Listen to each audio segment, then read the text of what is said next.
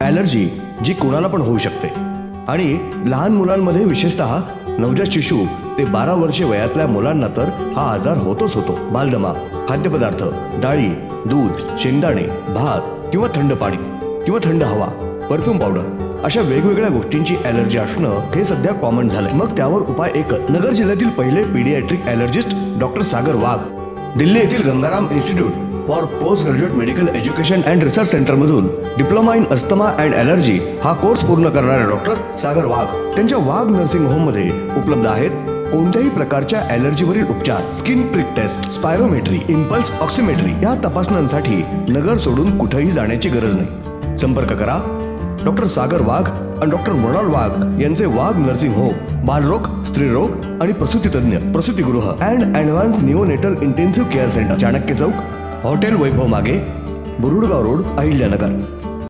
आमदार संग्राम भैया जगताप यांच्या गोरक्षणाबाबतच्या भूमिकेबद्दल श्री शिवप्रतिष्ठान हिंदुस्थान अहिल्यानगरच्या वतीनं जाहीर सत्कार. अहिल्यानगर जिल्ह्यामध्ये गोहत्या थांबवण्यासाठी काम करण्याचा निर्धार संग्राम जगताप यांनी केला.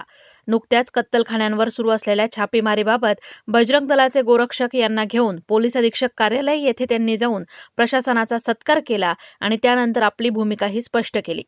गोरक्षणाची आमदार संग्राम भैया यांनी भूमिका घेतल्यानं श्री शिवछत्रपतींचेच कार्य त्यांनी हाती घेतल्याची भावना यावेळी श्री शिवप्रतिष्ठान हिंदुस्थानचे अहिल्यानगर विभाग प्रमुख श्री देवीदास मुदगल यांनी बोलताना व्यक्त केली. शिवछत्रपती वयाच्या 10व्या वर्षी ज्यावेळेस विजापूर राज्यात गेले होते त्यावेळेस शिवछत्रपतींनी एका कसाईचा हात आपल्या तलवारीने उडवला होता. हाच आदर्श हिंदूंनी समोर ठेवून गो हत्याबंदी विरोधात आवाज उठवला आहे. या अहिल्यानगरमध्ये गेल्या अनेक वर्षापासून गोरक्षक या कामामध्ये सक्रिय आहेत. या कामामध्ये अधिक अडचणी येत असताना या कामातून काहीतरी मार्ग निघण्यासाठी या शहराचे आमदार संग्राम भैया जगताप यांनी गोरक्षकांसाठी जो लढा उभारण्याचा निर्णय घेतला आहे त्यासाठी आम्ही शिवप्रतिष्ठान हिंदुस्थानच्या वतीने त्यांचे आभार व्यक्त करण्याकरता आलो आहोत.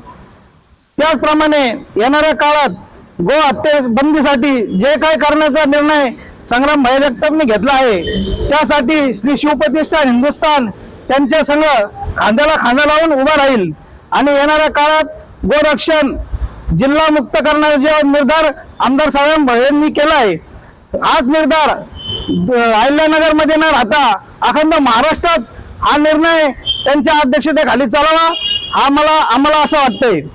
तरी सर्व गोरक्षकांच्या वतीने हिंदू बांधवांच्या वतीने मी संग्राम भैया जगताप यांचे आभार व्यक्त करतो.